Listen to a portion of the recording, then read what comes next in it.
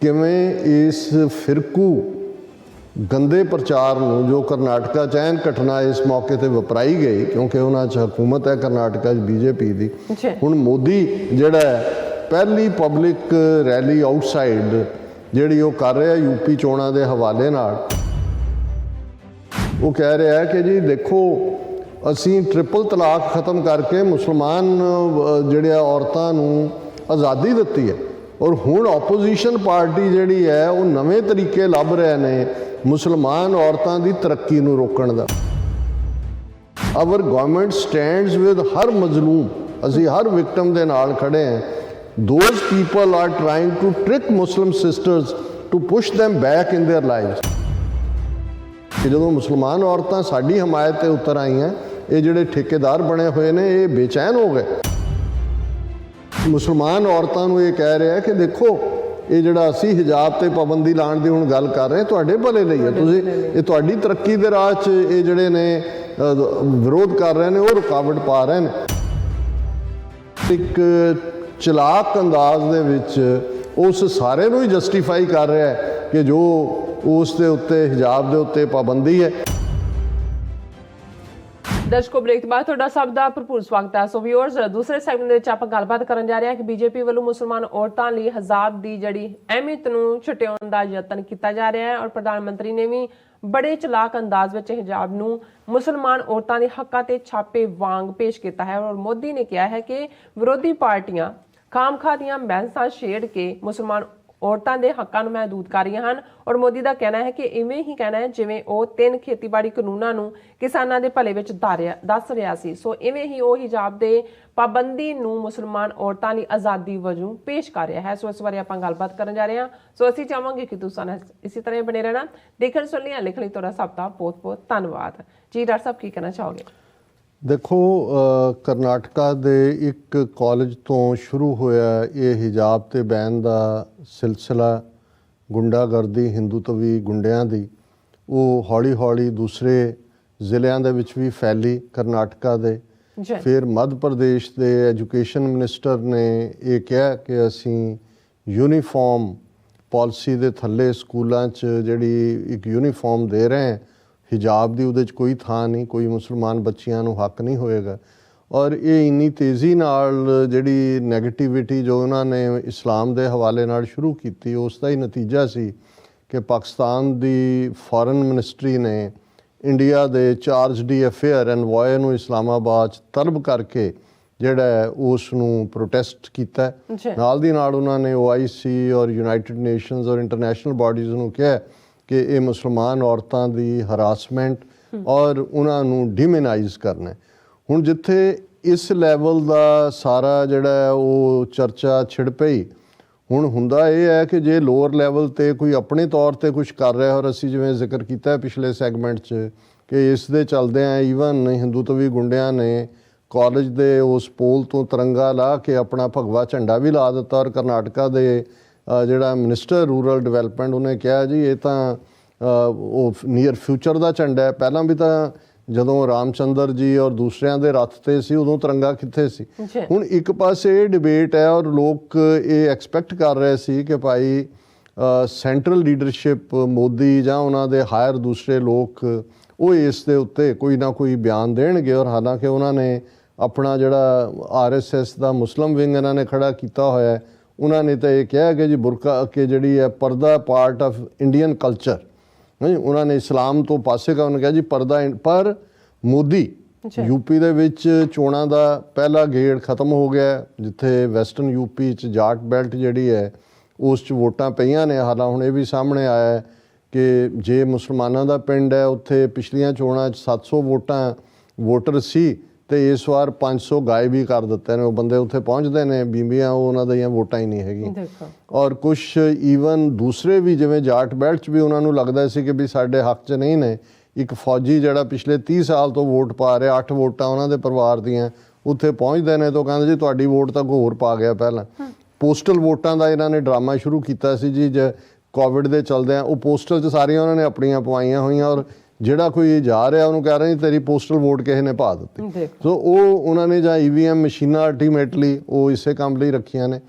ਪਰ ਇਸ ਸਭ ਦੇ ਚਲਦਿਆਂ ਕਿਵੇਂ ਇਸ ਫਿਰਕੂ ਗੰਦੇ ਪ੍ਰਚਾਰ ਨੂੰ ਜੋ ਕਰਨਾਟਕਾ 'ਚ ਐਨ ਘਟਨਾ ਇਸ ਮੌਕੇ ਤੇ ਵਪਰਾਈ ਗਈ, ਕਿਉਂਕਿ ਉਹਨਾਂ 'ਚ ਹਕੂਮਤ ਹੈ ਕਰਨਾਟਕਾ 'ਚ ਬੀਜੇਪੀ ਦੀ। ਹੁਣ ਮੋਦੀ ਜਿਹੜਾ ਹੈ ਪਹਿਲੀ ਪਬਲਿਕ ਰੈਲੀ ਆਊਟਸਾਈਡ ਜਿਹੜੀ ਉਹ ਕਰ ਰਿਹਾ ਯੂਪੀ ਚੋਣਾਂ ਦੇ ਹਵਾਲੇ ਨਾਲ, ਹੁਣ ਇਹ ਸੀ ਕਿ ਵੀ ਉਹ ਕੰਡੈਮ ਕਰੇਗਾ ਉਹ ਧਾਰਮਿਕ ਆਜ਼ਾਦੀ ਜਾਂ ਉਹ ਇਹ ਕਹਿ ਰਿਹਾ ਹੈ amid hijab row Prime Minister Modi says opposition parties finding new ways to block the rights of Muslim women, Muslim sisters and daughters understand our clear intentions, we made them free of triple talaq and gave them protection। ਹੁਣ ਤੁਸੀਂ ਇਹ ਦੇਖੋ ਉਹ ਕਹਿ ਰਿਹਾ ਹੈ ਕਿ ਜੀ ਦੇਖੋ ਅਸੀਂ ਟ੍ਰਿਪਲ ਤਲਾਕ ਖਤਮ ਕਰਕੇ ਮੁਸਲਮਾਨ ਜਿਹੜੇ ਔਰਤਾਂ ਨੂੰ ਆਜ਼ਾਦੀ ਦਿੱਤੀ ਹੈ, ਔਰ ਹੁਣ ਆਪੋਜੀਸ਼ਨ ਪਾਰਟੀ ਜਿਹੜੀ ਹੈ ਉਹ ਨਵੇਂ ਤਰੀਕੇ ਲੱਭ ਰਹੇ ਨੇ ਮੁਸਲਮਾਨ ਔਰਤਾਂ ਦੀ ਤਰੱਕੀ ਨੂੰ ਰੋਕਣ ਦਾ। ਹੁਣ ਇਹ ਕਿਸ ਇਸ਼ੂ ਨੂੰ ਕਹਿ ਰਿਹਾ, ਉਹ ਮੈਂਸ਼ਨ ਨਹੀਂ ਕਰ ਰਿਹਾ ਹਿਜਾਬ ਜਾਂ ਕਰਨਾਟਕਾ, ਪਰ ਇੱਕ ਚਲਾਕ ਅੰਦਾਜ਼ ਦੇ ਵਿੱਚ ਉਸ ਸਾਰੇ ਨੂੰ ਹੀ ਜਸਟੀਫਾਈ ਕਰ ਰਿਹਾ ਹੈ ਕਿ ਜੋ ਉਸ ਦੇ ਉੱਤੇ ਹਿਜਾਬ ਦੇ ਉੱਤੇ ਪਾਬੰਦੀ ਹੈ ਉਸ ਨੂੰ ਇਹ ਕਹਿ ਰਿਹਾ ਕਿ ਭਾਈ ਇਹ ਜਿਹੜਾ ਅਸੀਂ ਇਹ ਦੇਖ ਰਹੇ ਹਾਂ। ਸਪੀਕਿੰਗ ਐਟ ਸਹਾਰਨਪੁਰ, ਹੁਣ ਸਹਾਰਨਪੁਰ ਦੇ ਵਿੱਚ ਵੱਡੀ ਗਿਣਤੀ 'ਚ ਮੁਸਲਮਾਨ ਵੋਟਰ ਵੀ ਹੈ, ਲੇਕਿਨ ਉੱਥੇ ਹੀ ਜਾ ਕੇ ਜਦੋਂ ਤੁਸੀਂ ਜ਼ਖਮਾਂ 'ਤੇ ਲੂਣ ਛਿੜਕਣਾ ਹੈ ਤਾਂ ਉੱਥੇ ਖਲੋ ਕੇ ਕਹਿ ਰਿਹਾ ਹੈ ਆਵਰ ਗਵਰਨਮੈਂਟ ਸਟੈਂਡਸ ਵਿਦ ਹਰ ਮਜ਼ਲੂਮ, ਅਸੀਂ ਹਰ ਵਿਕਟਮ ਦੇ ਨਾਲ ਖੜੇ ਹਾਂ। Those people are trying to trick Muslim sisters to push them back in their lives, ਕਿ ਜੀ ਇਹ ਜਿਹੜੀ ਆਪੋਜੀਸ਼ਨ ਵਾਲੇ ਨੇ ਇਹ ਮੁਸਲਮਾਨ ਔਰਤਾਂ ਨੂੰ ਪੁਸ਼ ਬੈਕ ਕਰ ਰਹੇ ਨੇ। ਅਸੀਂ ਦੇਖੋ ਫਿਰ ਉਹ ਕਹਿ ਰਿਹਾ reminding BJP government freed the Muslim sisters and daughters from the menace of triple talaq, ਕਿ ਜੀ ਅਸੀਂ ਉਹਨਾਂ ਨੂੰ ਟ੍ਰਿਪਲ ਤਲਾਕ ਦੇ ਉਸ ਤੋਂ ਆਜ਼ਾਦ ਕੀਤਾ ਹੈ। ਔਰ Muslim sisters and daughters understand our clear intentions, ਕਿ ਉਹ ਤਾਂ ਸਾਡੀਆਂ ਬਹੁਤ ਐਡਮਾਇਰਰ ਨੇ ਮੁਸਲਮਾਨ ਔਰਤਾਂ ਡਾਟਰਸ ਐਂਡ ਮਦਰ, ਕਿਉਂਕਿ ਉਹ ਸਮਝਦੇ ਨੇ ਵੀ ਅਸੀਂ ਕਿੰਨੇ ਇਮਾਨਦਾਰ ਹੈ। ਵੀ made them free of triple talaq and gave them protection, ਅਸੀਂ ਤਾਂ ਉਹਨਾਂ ਨੂੰ ਤਹਫੁਜ਼ ਦਿੱਤਾ। ਉਹ ਨਜ਼ਰ ਆ ਰਿਹਾ ਜੋ ਤਹਫੁਜ਼ ਉਹ ਗੁੰਡੇ ਔਰ ਦੂਸਰੇ ਜਿਹੜੇ ਨੇ ਉਹ ਜੋ ਕਰ ਰਹੇ ਨੇ। When the BJP received support from Muslim women, these ਠੇਕੇਦਾਰਸ got restless, ਕਿ ਜਦੋਂ ਮੁਸਲਮਾਨ ਔਰਤਾਂ ਸਾਡੀ ਹਮਾਇਤ ਤੇ ਉਤਰ ਆਈਆਂ ਇਹ ਜਿਹੜੇ ਠੇਕੇਦਾਰ ਬਣੇ ਹੋਏ ਨੇ ਇਹ ਬੇਚੈਨ ਹੋ ਗਏ। And seeing them chant Modi Modi, they are trying to trick our Muslim sisters, ਕਿ ਇਹ ਹੁਣ ਸਾਡੀਆਂ ਮੁਸਲਮਾਨ ਭੈਣਾਂ ਨੂੰ ਗੁੰਮਰਾਹ ਕਰ। ਹੁਣ ਤੁਸੀਂ ਇਸ ਤੋਂ ਅੰਦਾਜ਼ਾ ਲਾਓ ਕਿ ਵੀ ਕਿਸ ਹੱਦ ਤੱਕ ਇਹ ਝੂਠੇ ਫਰੋਡੀਏ ਔਰ ਜਿਹੜਾ ਜ਼ੁਲਮ ਹੈ ਉਸ ਨੂੰ ਵੀ ਉਹ ਇੱਕ ਨਿਮਤ ਦੇ ਤੌਰ ਤੇ ਪ੍ਰੈਜ਼ੈਂਟ ਕਰ ਰਹੇ ਨੇ। ਠੀਕ ਕਿਵੇਂ ਹੀ ਹੈ, ਤੁਸੀਂ ਜਿਵੇਂ ਕਿਹਾ ਕਿ 3 ਖੇਤੀ ਕਾਨੂੰਨ ਬਿਨਾਂ ਪੁੱਛੇ ਕਿਸਾਨਾਂ ਨੂੰ, ਉਸ ਤੋਂ ਕਾਨੂੰਨ ਵੀ ਬਣਨ ਤੋਂ ਪਹਿਲਾਂ ਜਿਹੜੇ ਸਾਈਲੋ ਨੇ ਜਿੱਥੇ ਉਹ ਸਟੋਰ ਕਰਨਾ ਸਟਫ ਅੰਬਾਨੀਆਂ ਅਡਾਨੀਆਂ ਦੇ ਪੰਜਾਬ ਹਰਿਆਣੇ 'ਚ ਬਣਾ ਦਿੱਤੇ। ਹੁਣ ਜਦੋਂ ਕਿਸਾਨਾਂ ਨੇ ਕਿਹਾ ਕਿ ਭਾਈ ਇਹ ਵਾਪਸ ਲਓ, ਕਹਿੰਦੇ ਇਹ ਤੁਹਾਨੂੰ ਪਤਾ ਨਹੀਂ ਇਹ ਤੁਹਾਡੇ ਭਲੇ ਲਈ ਨੇ। ਹੁਣ ਇਹ ਇਵੇਂ ਹੀ ਔਰ ਮੁਸਲਮਾਨ ਔਰਤਾਂ ਨੂੰ ਇਹ ਕਹਿ ਰਿਹਾ ਕਿ ਦੇਖੋ ਇਹ ਜਿਹੜਾ ਅਸੀਂ ਹਿਜਾਬ ਤੇ ਪਾਬੰਦੀ ਲਾਉਣ ਦੀ ਹੁਣ ਗੱਲ ਕਰ ਰਹੇ ਤੁਹਾਡੇ ਭਲੇ ਲਈ ਹੈ, ਤੁਸੀਂ ਇਹ ਤੁਹਾਡੀ ਤਰੱਕੀ ਦੇ ਰਾਹ 'ਚ ਇਹ ਜਿਹੜੇ ਨੇ ਵਿਰੋਧ ਕਰ ਰਹੇ ਨੇ ਉਹ ਰੁਕਾਵਟ ਪਾ ਰਹੇ ਨੇ। ਔਰ ਦੂਸਰੇ ਪਾਸੇ ਅਦਾਲਤਾਂ ਕਿਵੇਂ ਇਹਨਾਂ ਨੂੰ ਸਪੋਰਟ ਕਰ ਰਹੀਆਂ। ਹੁਣ ਕਿਉਂਕਿ ਇਹ ਜਿਹੜਾ ਹਿਜਾਬ ਰੋ ਹੈ ਇਹ ਹਾਈ ਕੋਰਟ ਕਰਨਾਟਕਾ 'ਚ ਪਹੁੰਚਿਆ, ਸਿੰਗਲ ਬੈਂਚ ਤੋਂ ਚੀਫ ਜਸਟਿਸ ਕੋਲ ਆਇਆ, ਹੁਣ ਉਹਦੇ 'ਤੇ ਉਹ ਸੁਣਵਾਈ ਕਰ ਰਿਹਾ। ਪਰ ਤੁਸੀਂ ਦੇਖੋ ਕਿ ਹਿਜਾਬ row high court asks students not to insist on wearing religious things till matter is resolved. Court also said education institutions can resume classes for students. Court ਕਹਿ ਰਿਹਾ ਜੀ ਕਲਾਸਾਂ ਸ਼ੁਰੂ ਕਰੋ ਕਾਲਜ। ਹੁਣ ਉਹ ਮੁਸਲਮਾਨ ਬੱਚਿਆਂ ਨੂੰ ਕਹਿ ਰਿਹਾ ਜੀ ਤੁਸੀਂ ਜਦੋਂ ਤੱਕ ਸਾਡੀ ਸੁਣਵਾਈ ਖਤਮ ਨਹੀਂ ਹੁੰਦੀ ਇਸ ਗੱਲ ਤੇ ਇਨਸਿਸਟ ਨਾ ਕਰੋ ਕਿ ਜੀ ਤੁਸੀਂ ਰਿਲੀਜੀਅਸ ਥਿੰਗਸ ਦਾ ਮਤਲਬ ਹੈ ਐਵੇਂ ਜਿਵੇਂ ਕੋਈ ਜੁਐਲਰੀ ਪਾਈ ਹੁੰਦੀ ਆ ਉਹਨਾਂ ਨੇ, ਉਹ ਬਾਈਂਡਿੰਗ ਹੈ ਰਿਲੀਜਨ ਵਾਈਜ਼। ਜੀ ਹਿਜਾਬ 'ਚ ਰਹਿਣਾ, ਹਿਜਾਬ ਪਰਦਾ ਇਸਲਾਮ ਦਾ ਕੋਰ ਇਨ ਕੁਰਾਨ ਸ਼ਰੀਫ ਪ੍ਰਿੰਸੀਪਲ ਹੈ, ਇਹ ਕੋਈ ਹਦੀਸਾਂ 'ਚੋਂ ਆਈ ਹੋਈ ਚੀਜ਼ ਨਹੀਂ ਹੈ। ਲੇਕਿਨ ਹੁਣ ਉਹ ਇਹ ਹਾਈ ਕੋਰਟ ਕਹਿ ਰਿਹਾ ਜੀ ਕੋਈ ਨਹੀਂ, ਮਤਲਬ ਇਹ ਹੈ ਵੀ ਤੁਸੀਂ ਜਦੋਂ ਇੱਕ ਵਾਰੀ ਉਹ ਚਲੀਆਂ ਗਈਆਂ ਹਿਜਾਬ ਲਾ ਕੇ ਫਿਰ ਉਹਨਾਂ ਦਾ ਹੁੰਦਾ ਜੀ ਜੇ ਤੁਸੀਂ 4 ਦਿਨ ਲਾ ਸਕਦੇ ਹੋ ਹਿਜਾਬ ਤੇ ਫਿਰ ਪੱਕਾ ਵੀ ਲਾਇਆ ਜਾ ਸਕਦਾ, ਉਹਨੂੰ ਕਿਹੜਾ ਇਹ ਮੈਂਡੇਟਰੀ ਤੁਸੀਂ ਹੁੰਦਾ। ਤੇ ਔਰ ਉਹਦਾ ਉਹਨਾਂ ਨੇ ਹੁਣ ਕਿਵੇਂ ਬੱਚੀਆਂ ਕਰਨਗੇ, ਮੈਂ ਸਮਝਦਾ ਵੀ ਉਹਨਾਂ ਨੂੰ ਬਿਲਕੁਲ ਇਸ ਗੱਲ ਨੂੰ ਨਹੀਂ ਮੰਨਣਾ ਚਾਹੀਦਾ। ਕਲਾਸਾਂ ਮਿਸ ਹੋ ਜਾਂਦੀਆਂ ਨੇ ਕੋਈ ਗੱਲ ਨਹੀਂ ਹੈ, ਲੇਕਿਨ ਇਸ ਸਭ ਦੇ ਚੱਲਦੇ ਆ ਗੱਲ ਜੋ ਮਾਹੌਲ ਇਹਨਾਂ ਨੇ ਬਣਾਇਆ ਹੋਇਆ।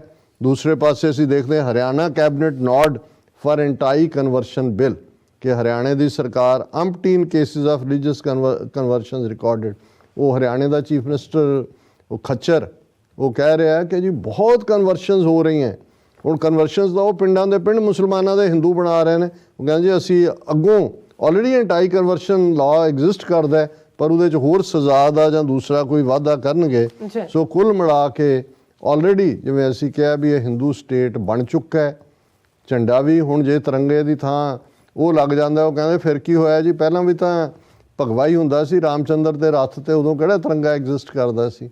ਸੋ ਇਹ ਹਾਲਤ ਹੈ ਜੋ 1930ਵਿਆਂ ਦੇ ਨਾਜ਼ੀ ਜਰਮਨੀ ਦੀ ਸੀ, ਅੱਜ ਭਾਰਤ ਦੇ ਵਿੱਚ ਸਿੱਖ, ਮੁਸਲਮਾਨ, ਈਸਾਈ, ਦਲਿਤ, ਟਰਾਈਬਲ ਉਹੀ ਫੇਸ ਕਰ ਰਹੇ ਨੇ ਜੋ ਨਾਜ਼ੀ ਜਰਮਨੀ ਦੇ ਵਿੱਚ ਯਹੂਦੀ, ਜਿਪਸੀ, ਰੋਮਨ ਕੈਥੋਲਿਕ, ਕਮਿਊਨਿਸਟ, ਲਿਬਰਟੇਰੀਅਨਸ ਉਹਨਾਂ ਦੇ ਨਾਲ ਜੋ ਵਾਪਰਦਾ ਸੀ। ਜੀ ਡਾਕਟਰ ਸਾਹਿਬ ਤੁਹਾਡਾ ਬਹੁਤ ਬਹੁਤ ਧੰਨਵਾਦ। ਸੋ ਇੱਥੇ ਲੈਣਾ ਬ੍ਰੇਕ। ਵਿਊਅਰਸ ਤੁਸੀਂ ਇਸੇ ਤਰ੍ਹਾਂ ਜੁੜੇ ਰਹਿਣਾ। ਮਿਲਦੇ ਹਾਂ ਛੋਟੇ ਜਿਹੇ ਵਕਫੇ ਤੋਂ ਬਾਅਦ।